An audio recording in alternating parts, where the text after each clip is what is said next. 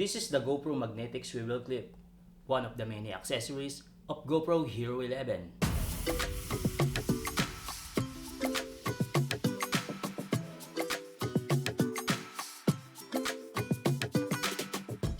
Hi, my name is Jason Olikiano and welcome to another video. In this video, I just want to share my experience in using this. Just a disclaimer, this is not sponsored. I bought this product online for around 30 francs here in Switzerland.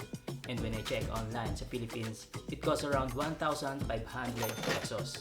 If you are interested with this product, you can check the link in the description below para sa exact price. If I'm not mistaken, it was 3 years ago mula nung nilabas ang accessory na ito sa market. I know, some of you are already familiar with this accessory. But as a newbie in this field, hayaan ninyo na may bahagi ko ang aking experience with this accessory.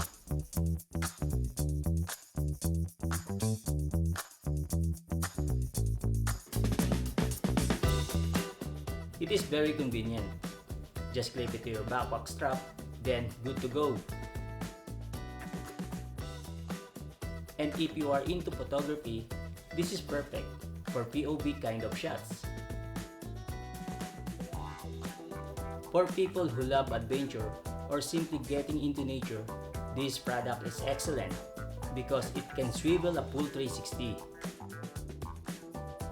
You can take shots in any position na gusto mo.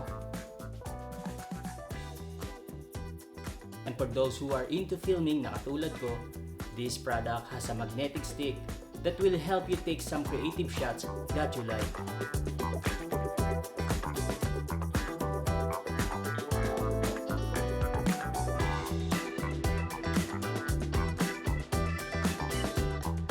And this product can also stand by itself.